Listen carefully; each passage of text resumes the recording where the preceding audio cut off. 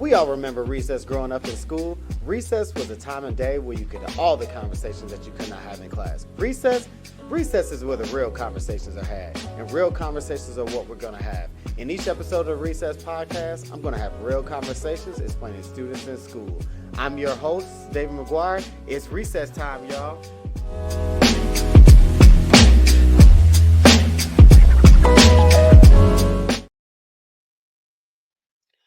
What's up, everybody? This is David McGuire here, back with another episode of the Recess Podcast. This is episode 8, and it's the first episode of the new year 2025. I'm excited about this. We're almost at the end of season 4, but I told y'all these last 4 episodes of season 4 are about to be crazy, and it's kicking off tonight. I'm joined here by Websder Corneille, and we're talking about bridging cultures, Haitian students and parent experiences. This is a episode that is very important to me. I think as a school leader, when I was at Tinley, we had a lot of Haitian students that started to come in. I was fortunate enough to have a Creole French-speaking Haitian teacher who kind of supported us in the work as we were trying to support those families, but definitely grew near them. But Webster, man, is doing a lot of great work. So I'm gonna, before we kind of dive into it, because he's gonna provide practical strategies and supports for school leaders and the work that he's doing. But before we do that, first, welcome to the Recess Podcast. How you doing? Uh, Hello, David. Thank you for having me. I'm very, very happy to be here. And the name is also very appealing, Recess. It's a little time, yeah, to reset Yeah, the mind because, yeah, I like the absolutely. Okay, so before we kind of jump into, talking directly about what the topic of bridging the cultures and things, before we do that, just tell the folks who you are, a little bit about your journey, and then talk about how you actually got into this work. Yeah, that's a very important question because actually I lived my whole life in Haiti. I've been traveling years and after the earthquake 2010, but that's the first time I spent like more than 15 months here. And I was in Haiti working mostly as a journalist, but my background is in linguistics and psychology. But I spent the last decade working as a journalist and communicator. That's the reason like people like maybe used to see me like talking about United Nations in Haiti and the Caribbean, and also about public science because I was leading the communications department of a very important international platform, francophone platform for public science. But my Indiana's experience started last year in May 2023 because and my wife who still going so Indiana University Bloomington and doing completing a master's in health policy and invited to join her, and of course because this is family. So and that's how my journey in Indiana started. But with the student, also like with Haitian parents here, school educators, it was like around October last year, and I was looking for because I've been here last year, and I was listening a lot conversation about the Haitian communities, the Haitian kids, or the Haitian parents, and I usually thought there is something that we need to know better about the community, and I thought I might play a role, just a little small role in improving the conversation about the community. Then Eliza found the position, the ESL position. I was a little bit down, like doubted myself because I thought I might be able to do that, but she was strong enough to convince me to apply or to take the next step. Then I did. This is how my journey started as a Haitian educator in the U.S. actually, and I am able to work at Promise Prep Elementary School, which is an elementary school K to 5 and near Lawrence in Indianapolis. And there's the journey. I've been like loving it so much. I love working with the kids, with the Haitian family, playing the role like the bridge role. It's so important. And sometimes you find new meanings in the work you're doing because people you are serving or you are at the service of are kind of appreciating what you're doing and telling yourself that all the time that I like what you're doing and thank you. And that also add a little value to what you're doing to your work. And I am so glad every day to be able to serve the community or to be at the center of the community and the U.S. educational settings. Yes, that's a lot as an introduction. No, I know that's perfect, and I just want to say, you know, I think it's very important as a school leader, and as I look at schools now, and there's a lot more Haitian students that are coming to Indiana, and they're going in the school system, and I Yeah. think oftentimes a lot of them in many school settings don't have that support, and transparently, a lot of us school leaders aren't equipped to support the students and the families the proper way. So it's great to have individuals like you that are in schools, but also I think more broadly, what we're trying to do with this is provide a space for folks to get resources and things like that. So, in your experience, right, just kind of talk to us about what have you noticed are some of the unique challenges that Haitian students and their families are facing within the education system. I know you've done a lot of work, abroad, Yeah. but maybe just talk about your experience here in the city. Like, what are some unique challenges? I talk to a lot of parents or even the kids because I'm doing pull in and pull out groups as a reading interventionist. So I am able to listen to their voices and so to know what they are asking or what they are looking for. I think the first thing is about cultural differences. There's a lot of things that are different. For example, let's talk about schools.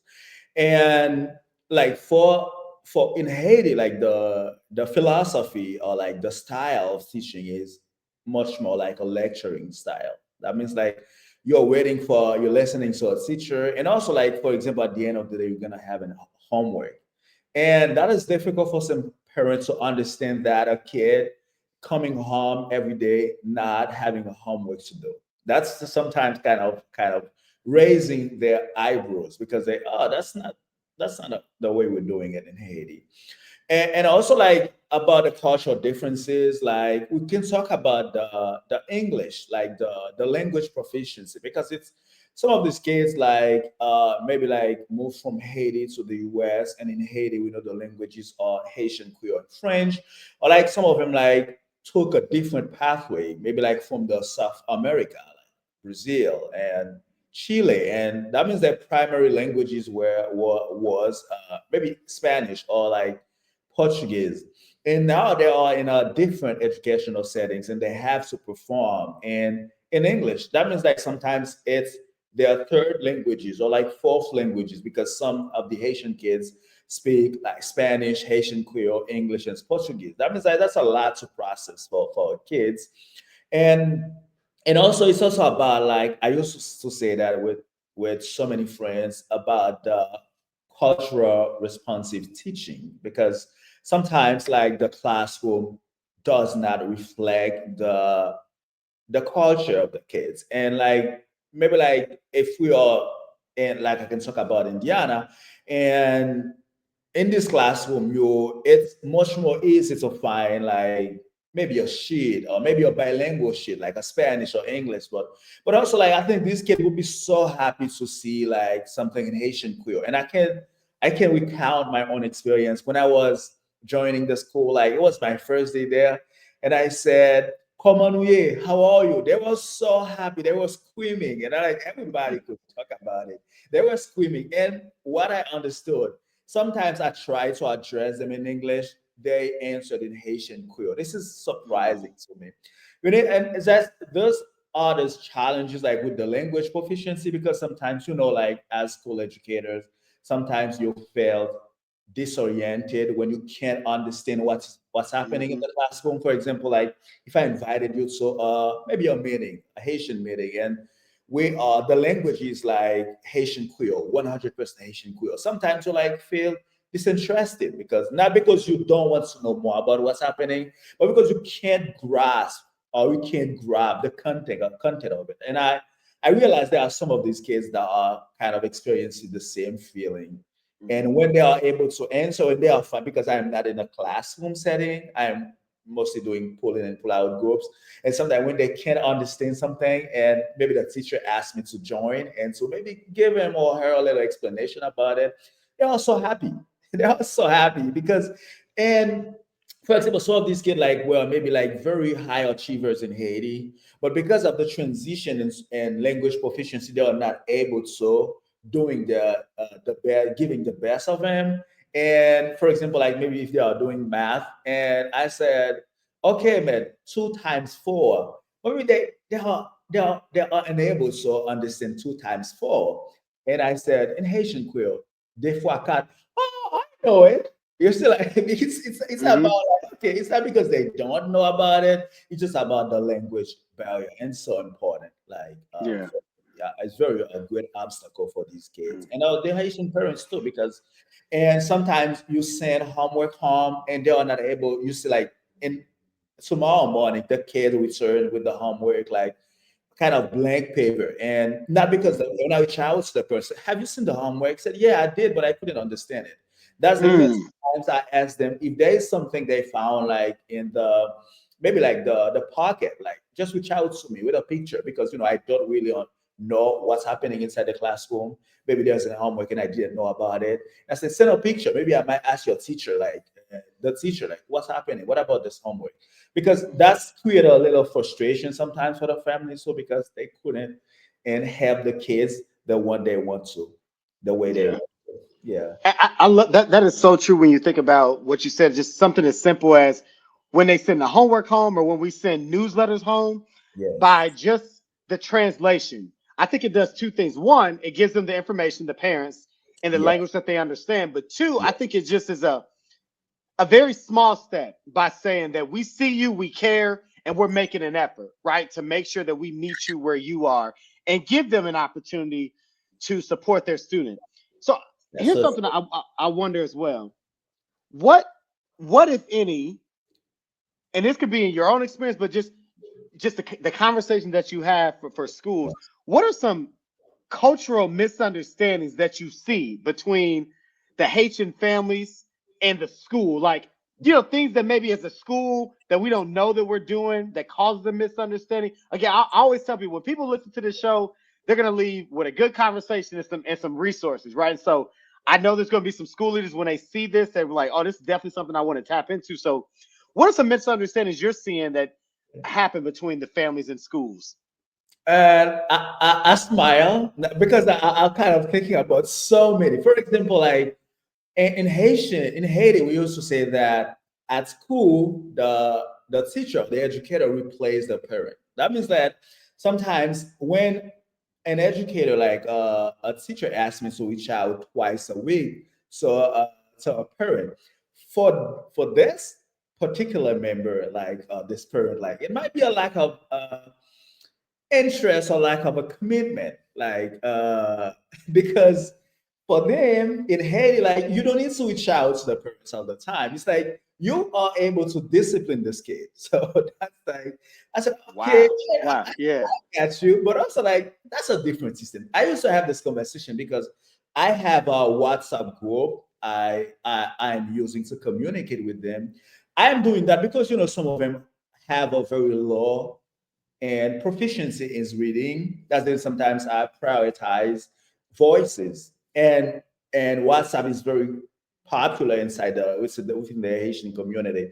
And I used to say, okay, I got you, but also this is a different settings. You need to get assimilate a little bit just to understand that, and also like parents like in Haiti see teachers as a friend. When I said a friend, like someone you can reach out to all the time, even like for personal matters. That sometimes, and they are expected, like for example, they can reach out to the school teacher like maybe after 6. And the reason why, we know some of them are working maybe sometimes two-time jobs, and also Hmm. like they are able to come back home after 6, and after 6 we're already done, like everybody's home, and they think at this time, because they are available at this time, they are able to reach out to the Hmm. educator to let them know that this is that's what's happening. And that creates sometimes when the educator doesn't answer for many reasons, because it was educator might be like a little bit busy, so like tired, Right. It's you know after work and stuff. Yeah. exactly, exactly. And also, like educators maybe have second shift sometimes. Hmm. And they could reach out to me. Like I am able to, even my wife. Sometimes my wife is not okay with that, but I am able to stay up to 8 sometimes, because I know for some of them, it's not about a lack of understanding. It's mostly about because they are not available after 8 or after Hmm. 9, some of them are Yeah. working like very late at night. And I'm trying to be a little bit flexible because I am in the Yeah. community. I don't want to downplay the like being able to not being, of great service of the community. Yeah. But also, I used to tell them, okay, I understand you reach out to me, I am available, but not for everyone because they are doing like other stuff. And Right. that creates sometimes misunderstanding and complicate a little bit the relationship. And also like for Haitian parents, like they want to know everything about the school. They want to know everything about the school. For example, if they want to have a little explanation about what's happening inside the school. That's the reason Hmm. sometimes they put a little bit like pressure on kids to tell them much more about what was happening. And also, yeah, and that creates sometimes misunderstanding and also like complicate the relationship because, and the Haitian parent might interpret my kind of say that the teacher is not very available, very flexible to help Hmm. with the kids. And Yeah.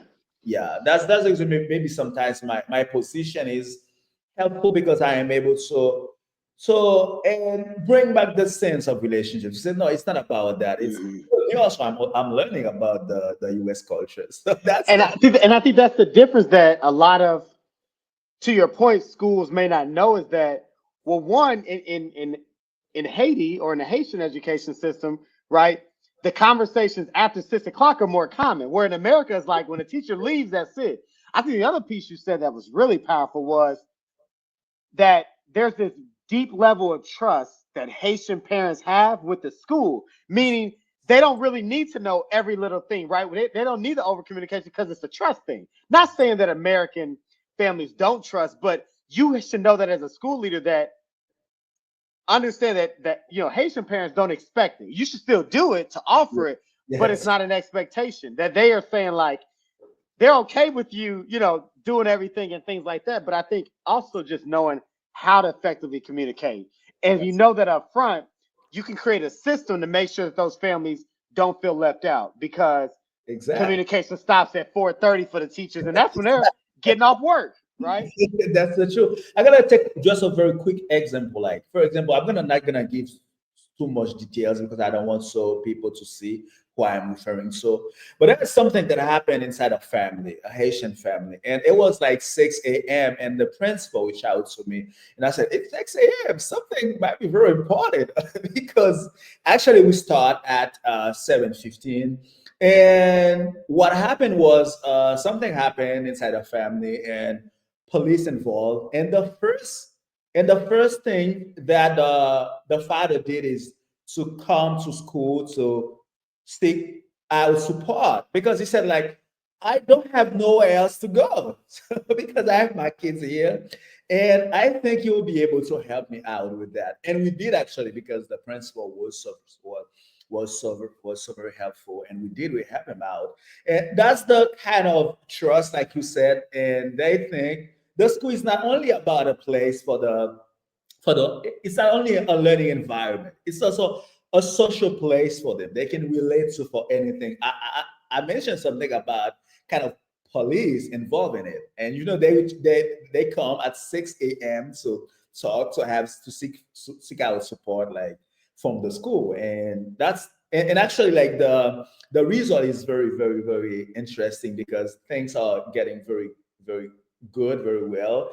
And he cannot stop kind of thanking the school like for Hmm. for what we've done to him. Yes, for the I'll family. say this: that story has me thinking.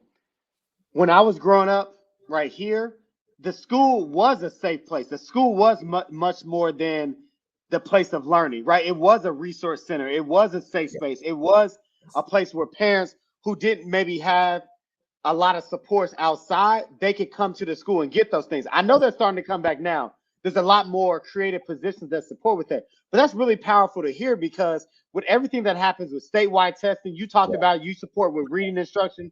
There's so much emphasis on how kids are learning that we lost sight that a lot of families do need the school to be the resource center. And so that is for especially a family that's new to this country and new to this state, the people at the school are some of the only people that they know, right? Like it's the only support system they have. And so it's very important that we know that, especially for families we're talking about Haitians. So for Haitian families that just come to the States, and the first place they come to the United States is to Indianapolis and to your school, Yeah. that they have no other family here. And so it's important that we are creating a space where they know that whatever it is, right? Now, we don't want it to be 6 a.m. on a Monday or 4 p.m. on Saturday. But I'll say this though. If you know these are the families you serve, what systems are you putting in place that this family doesn't have to wait over the entire weekend, that there is somebody that can be dedicated to that? And I think that's why roles like you are important, because you provide that cultural piece and that understanding that we need. So thank you for sharing that. That's for sure. You're right. You know what is so interesting. I can talk about Indianapolis, and there's a lot of school actually that are looking for like ESL interventionists and Mm-hmm. native native Creole speakers, like because that's so important, and also like for Spanish speakers too. That's so important because, like you said, it's not only about the learning, Mm-hmm. like the kids learning. It's also about like parental involvement. Yes. And when a parent know that he or she can rely on the school on as a community resource center, like you said, like it's kind of create a sense of belonging. So for this inside the parent, like Mm-hmm. I am in a place where I am able to talk to someone about what I'm dealing with. For example, like sometimes they are looking for maybe English class, and they are reaching out to, and Mm-hmm. also like maybe like some of them are dealing with maybe like the healthcare system, and I reach out to the social worker. It's like, would you have some advice or like some recommendation about what they can have, because they are also dealing with immigration papers. We know that, and Mm-hmm. it takes a very long time sometimes to have a paper that could help them find health resources, and the social worker is able to play that role, kind of not only for the kids but also like between the school and the family, and that's very important. And they and I've seen over the last few months, like when there's and Haitian parents are able to kind of volunteer when there is something at school. They come here to support. For example, like there was something and maybe in November about shoes. They were distributing some shoes. Mm-hmm. A few Haitian parents were there to support as much as like Spanish parents because they feel the environment is very welcome to them. They feel comfortable, and Yep. because like in Haiti we see educators as authority. Like for example, like Mm-hmm. to say something that is kind of it's a trusted information for the Haitian parent. Yeah. I'm gonna give one example. Like for me, or like for recently with a Haitian kid, it was I think a kindergartner, and he came home with a paper about it was a school trip, I think, and maybe it was around November, like school trip, and she didn't want to sign the paper without talking to me first. Because for the Haitian parents said, like sometimes we need to be careful with kids because we Yeah. trust them, but also we need to make sure that this is the right decision because we know sometimes that kids used to do their own things with the information. Yes, absolutely. And it's like that this voice of authority, if I can use this concept, like it's Mm-hmm. the educator represents this voice of authority, the final words. And that's the reason for them, like when they drop the kids off, it's all about the school. Don't reach out to them so often. That's your job. And they used to say that at home, this is my job because you're not here. Mm-hmm. But at school, this is your job. Try to do your best to they use this word correct or discipline the kids at school. Yes. Yeah. So, okay, this is episode 8, Bridging Cultures, Haitian Students and Parent Experience. I'm here with Webster Corneille. So let me ask you this, because not every school has somebody like you. And if I'm gonna be honest, I've been in this space for a long time. I've been a leader for years. I've been in schools where we have a large and growing Haitian population. And if I didn't have that teacher, I don't know where I could go. So let's talk to the school leaders who don't have someone like you. Where are the community centers or resources that school leaders could reach out to, that say, hey, I have a growing Haitian population. I need support with, language translation, but just really professional development for my staff. Somebody that can, and maybe that's you, right? But somebody that can come in, provide PD for my staff, on how we can better support our families. Are there community resources or organizations in the city? And if so, who are they? Yes, it's a very important question because, to be honest, I don't have a specific answer for this question because we need a lot. But what I can say is we have the Haitian Association of Indiana, which is a very great place people could find resource, and but those are limited space also, because sometimes we need to hire someone, so spend maybe 1 or 2 hours, like, because not all the time we find someone to volunteer.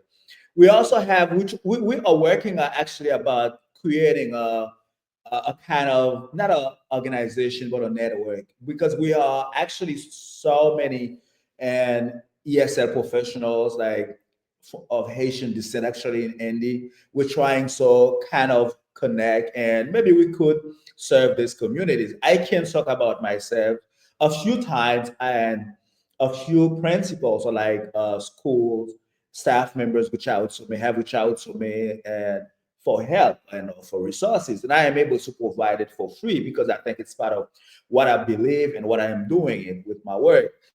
Or like last time we had 3 days of cultural and training with Merce Andy. Like, people could maybe go online to see a little bit about what we are talking about. It's a way to kind of empower this principle, like this leader, because we're not gonna wake up every day and to know what we should do about the Haitian culture, the Haitian community. For example, like, I know some of them are looking for and special foods from the Haitian and community. For example, like on May 18th, which is the Haitian Flag Day, last year at school we had a little parade because that's the way we celebrate Haitian Flag Day in Haiti. And we used to bring Haitian food, and that's a way not only to bring the Haitian culture inside the class or inside the school. And also, I know, like, some Haitian restaurant in the west side or in the east side. And for example, like in Evansville, I know there is a Haitian community center, Evansville, that could also help if we are looking for resources. I also know, like, the Center for Latin American and Caribbean Studies at IU Bloomington. This is where I am. I know a little bit about it, and over the last few months, and so many people have reached out to us to provide resources. And in Washington, I have, because there's a growing Haitian community in Washington at a YMCA, because I've been there once. YMCA is doing a wonderful job, and they were looking for someone to work on a curriculum for because they are offering English class to the Haitian community. Because there's sometimes Haitian kids also are looking for extra resources, like ESL resources, because not only inside the classroom. And what I did, I have one of my students, and in the advanced class, I asked her if she would be able to go to Washington as part of our commitment for the class, the curriculum. So once a month or twice a month to work on this curriculum, and she liked the experience, and she wanted to continue, like, for the next over the next semester, like in spring. That's something we used to do sometimes when we have some people, like, who reach out and to support their needs. Also, the Haitian Queer program that I am running, also the co-founder, we also have so many people, like, some of them are like ESL interventionists. When we have some requests, and we ask them to sometimes support as much as they can the the schools or the community. For example, like in January, I have a community development day at Warren School, and maybe like 29th or 28th, I don't remember exactly the date. Just this type of situation or this occasion that we found. So share much more about the community, about the challenges, because my position, which is very special to me, I am working at an elementary school, but also I am working with college students, because I am also teaching at Indiana University Bloomington. I'm teaching Haitian core classes and Haitian culture and society classes. So I am able to balance the situation. And whenever I got time, I am able to answer the call, wherever it is, to answer the call to share about the Haitian culture, the Haitian community, because I am not sharing only about someone who's from Haiti or who's trying to understand the US culture, but because I am experiencing it every day with the Mm-hmm. kids. I am listening to the conversation. I can talk a little bit about when I'm working with a little group or small group kids, like because in my groups we have Asian kids, Spanish kids. I am able to know like sometimes, and I am doing this specific work, and maybe a Spanish student couldn't understand, and I ask someone else, so give me just a word. That's the reason I think like it's important, like as an educator, to have to develop this kind of reality pedagogy, like some people say, like I am improving my Spanish actually, and thanks God to the kids because they are my real teachers. I am improving my Spanish because you feel the pride sometimes when you are able to use their languages sometimes Oh, man, I to worked at a Spanish immersion school last year, and just subtle things of once I learned how we did the Pledge of Allegiance every day. We did it in English and Spanish. yes. One day I was able to like say it along with the kids in Spanish, and it meant a lot to them, right? To do that. But I think something I wanna push you on is you have a service and a skill that is drastically needed. And I know you said you do it and you do it for free, but I'm gonna push you and say like, Not only for free, to be honest. oh, okay. I say because you shouldn't. I say don't do it for free because you have something. Not One, only for free, I gotta be you honest. definitely have a skill that I know as a school. If I was still at Tinley with the same population of Haitian students that I had, I would have been hiring you to come in to support our school, to train our teachers, to provide resources for our families. So that goes to my kind of my last couple questions. What how can listeners who want to support and advocate for Haitian students and their families, what are ways that we can get involved? So I know you mentioned a few things, but what's some specific ways that educators can say, like, I have some Haitian students in my classroom. I want to Yes. be a better advocate. What can they do, and what can we do to support the families here in our city? That's a very important question because I realize there's a lot of ways that we can support or like kind of connecting to the Haitian families. I am over the last few months, I am advocating a little bit about the need to create a network for the Haitian parents in Indianapolis because it's so important sometimes when you have parents that we can. Wait, we don't have one now. We don't have there's no Haitian net. Like, there's no resource center that Haitian families can call or anything. Yeah, that's the research, like the research center, like the Haitian Association of Indiana, they Okay. reach out. So, or like Yeah. Evansville, there is the Haitian Center is Evansville. I know there's a few organizations here, but specifically Okay. about education, because sometimes like these organizations are not education focused. Like Got it. specifically Okay. about the education, I am advocating for like creating a network for the parents, like because if we're not able to have like a PTO inside each school, maybe if we have a big one, like, and principal or educator can reach out, so that could be very, very helpful.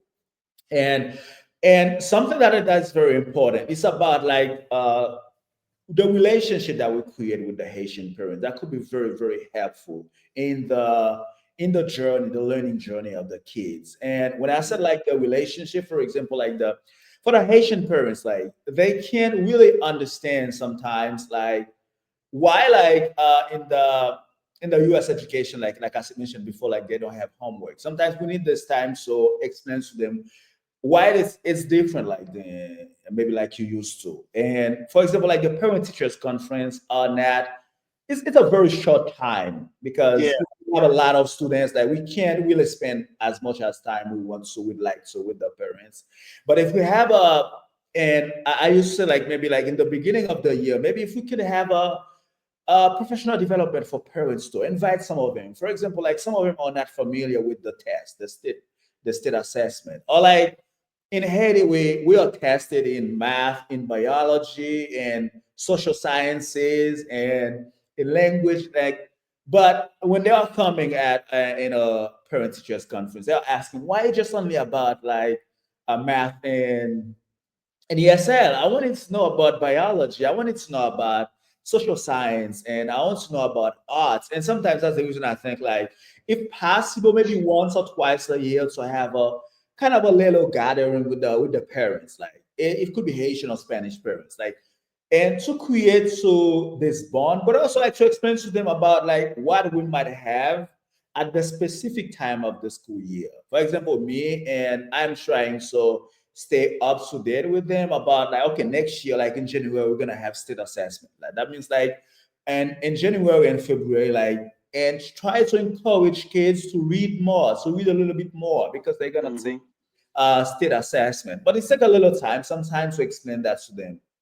and and also like I said, it's about like the how to value the culture. For example, I can say I'm not gonna give too much detail about it, and Yeah. there's a little misunderstanding about the fact that for the Haitian Flag Day, maybe last year in my school, and the Haitian parents like would like to bring Haitian foods, but there was a little no from the leader because the fact Mm-hmm. is I was trying to explain to them this year, okay, it's important to bring food, but also like you should be, you should also like understand that we have some kids here that could they are not familiar with the Haitian kind of foods. You the as a representative, they can't take this responsibility. So provide Mm-hmm. with the foods that they didn't ask your parents, like if you are like maybe like allergic to this food. And Yeah. kind of create a little misunderstanding. And this year they said, I'm talking about like 2024, we're not bringing food anymore because they don't appreciate our food. I think this type of like how to value the culture, like, Mm-hmm. and for example, last year it was like the October 28th is the International and Creole Day. And I asked the principal so the Pledge of Allegiance to do it in Haitian Creole.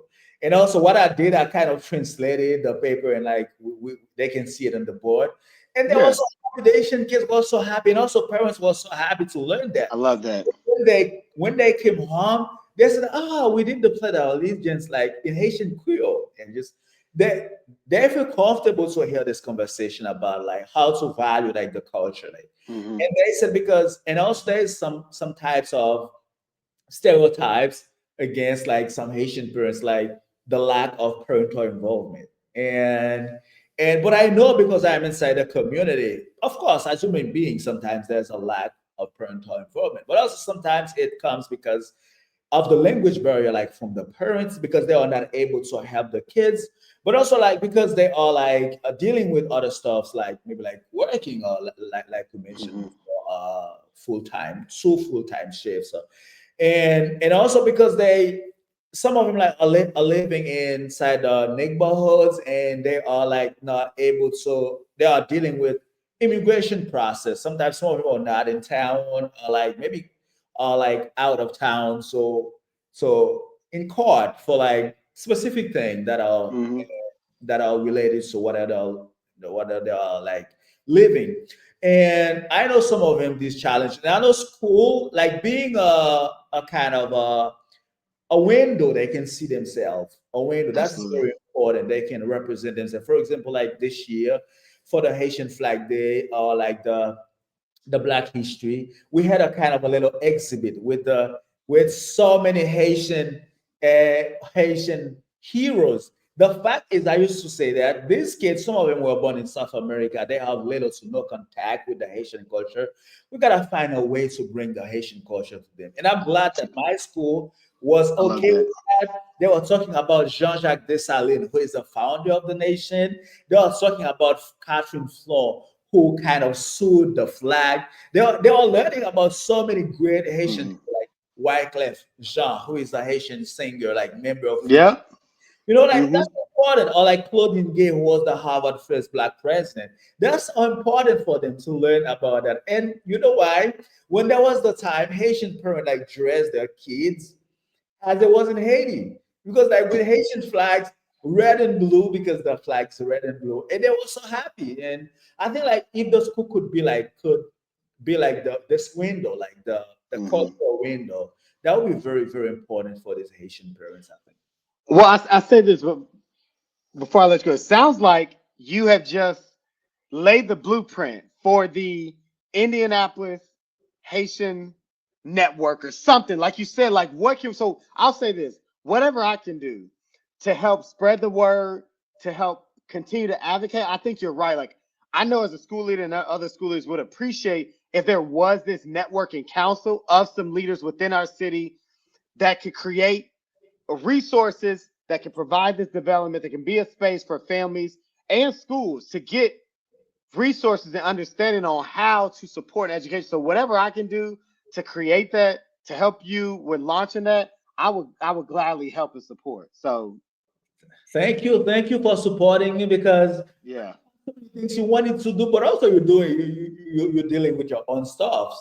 Yeah, Yeah, and you don't have to do this work alone. So I definitely want to exactly. help. First, yeah. So let me just say, man, thank you so much for coming on. This has been incredible. It's been full of gems. Again, I always leave these episodes. I love the episodes where I leave it and I feel like I'm better off. I have this thing where I tell people, you listen to the Recess podcast, it's like free PD. Like you just gave people 40 minutes of great resources and supports, and so I hope people take advantage of it. Before I let you go, what give us one final thought. What's one final thought you have just about what we talked about or anything? Just give us one final thought. I'd like to say like it's a very great school environment, Indianapolis. I heard that so many Haitian families have mentioned that to me.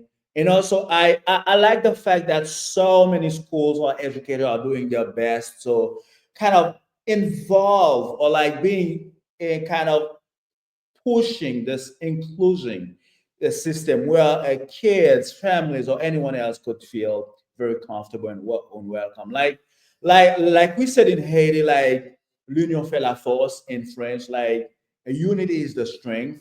Like I think if we go forward in unity together, like you said, because you just heard about the network and you said, okay, I wanted to help you out. I wanted to support this idea. That's something very important. It's unity.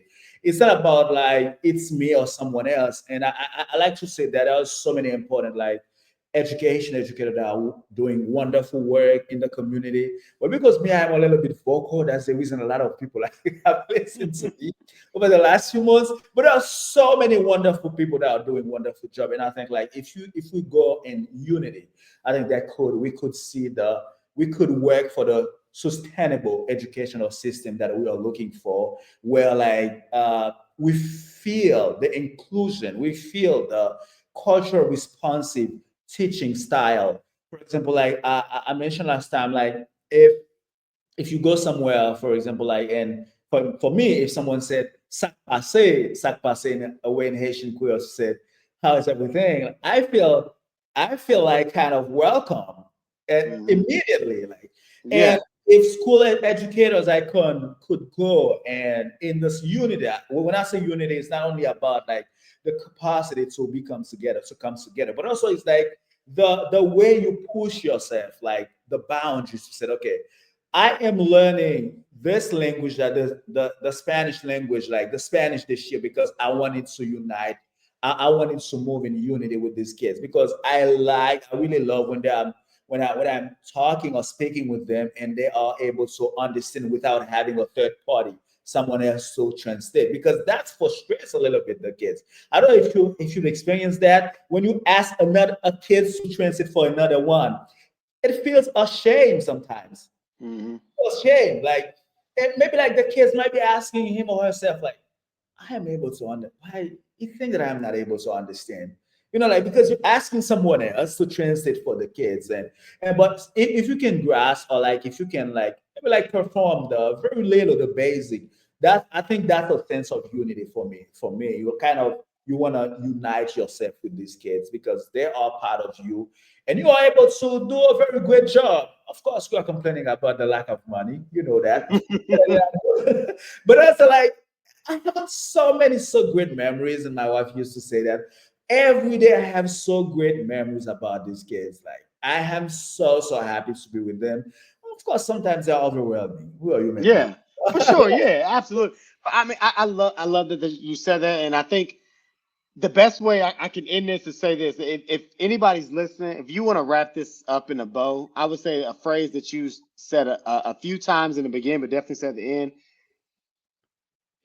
Let's make sure that we understand how to support our Haitian students and Haitian families so we can all work in unity. I love that phrase of working in unity. So thank you for coining that.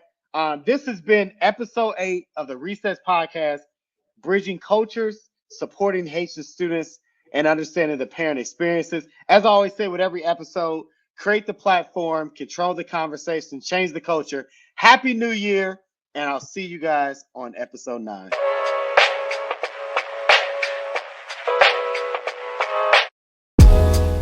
This has been the Recess Podcast, and I'm your host, David McGuire. If you want to interact more with the Recess Podcast, subscribe to our YouTube page at the Recess Podcast. Follow us on Twitter, the Recess Podcast 1, and subscribe and like wherever you get your podcasts. As I always say, create the platform, control the conversation, change the culture. See you next episode.